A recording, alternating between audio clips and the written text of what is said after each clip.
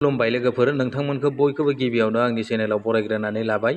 आसा खालामो नोंथांमोना आंनि भिडिअखौ जोबजासिम नायलांगोन आरो सोरबाफोर चेनेलाव गोदानै फैदोंब्ला दासिमबो जुदि नोंथांमोना आंनि चेनेलखौ साबस्क्राइब खालामाखैब्ला अन्नानै चेनेलखौ बयबो साबस्क्राइब खालामनानै हो, लोगोसे लाइक खालामनानै हो दे लोगोफोर। दिनै आं नोंथांमोनजों मोनसे गोदान आपडेटनि सायाव सावरायनोसै लोगोफोर।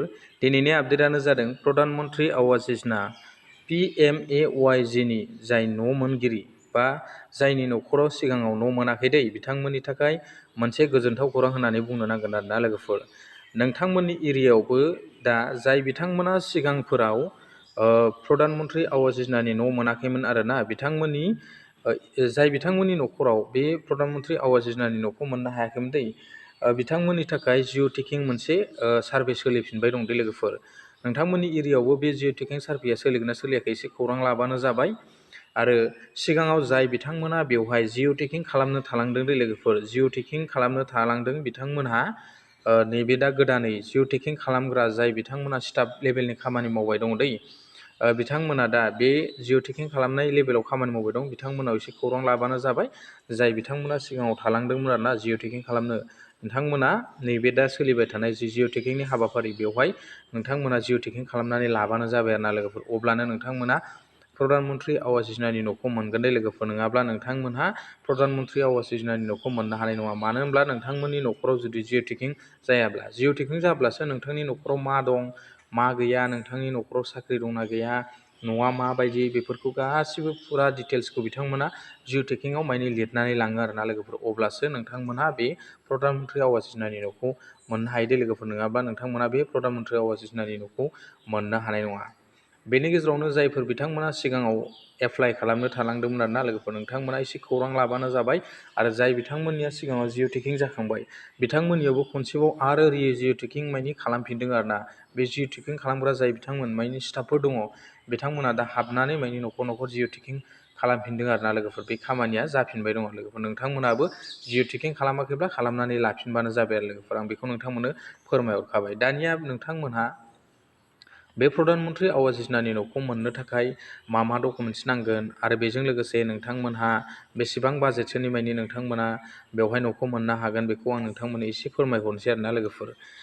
गिबियावनो आं नोंथांमोननो डकुमेन्ट्सखौ फोरमायग्रोनि। नोंथांमोना बेवहाय आधार कार्ड नांखागोन।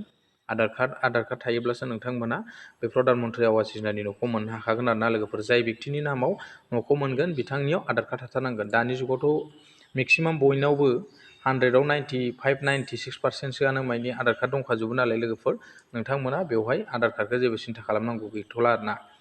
बेनिफ्राय जब कार्ड नांगोन, जाय बिथांनि नामाव दङ बे न'खौ जाय बिथांनि नामाव जिअ टेकिं खालामदों बा बिथांनि नामाव सार्भे खालामदों जाय गार्जेन बिथांनि जब कार्ड नांगोन आरोना लोगोफोर, जब कार्ड थानाय जानो नांगोन। बेनिफ्राय बेंक एकाउन्टखौथ' नांखागोन, मानो होनबा फैसाखौ बेंक एकाउन्टआवसो सोनाय जायो नालाय डिपिटिनि थ्रुयै, बेखायनो बेंक एकाउन्टखौ नांखागोन नोंथांमोननिया। जाय व्यक्तिनि नामाव नोंथांमोना बे न'खौ एप्लाइ खालामगोन बिथांनिया माने बे बेंक एकाउन्टखौ नांथारगोन आरोना लोगोफोर। बेनिफ्राय सुइस भारत मिसननि नाम्बार नांगौ होनना बुङो, जाय टयलेटनि।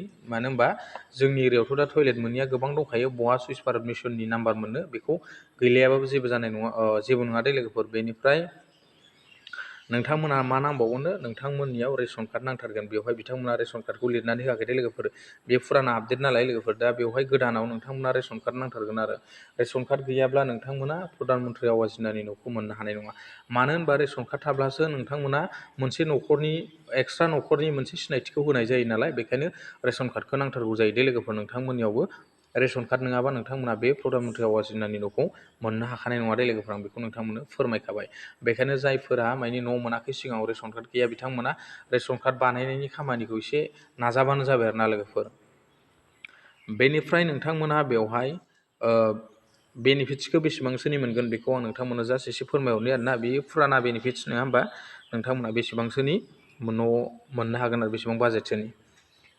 बेवहाय नोंथांमोना 1,20,000 बेबायदि लिरदों दे लोगोफोर। नै बेवहाय नायबानो जाबाय, बेयो जाबाय जोंनि बे बे प्लेन एरियानि। बेनिफ्राय हाजो एरियानिखौ 1,30,000 बेबायदि लिरदों आरोना लोगोफोर। नाथाय बे फुराना आपडेटसो, दा गोदानाव बेलेग सोलायबाय आरोना लोगोफोर। बेयो आवगायनि जि मोननाय बा मोनखांनाय बेनि आपडेटसो दै लोगोफोर। आं बेखौ नोंथांमोननो फोरमायखायो।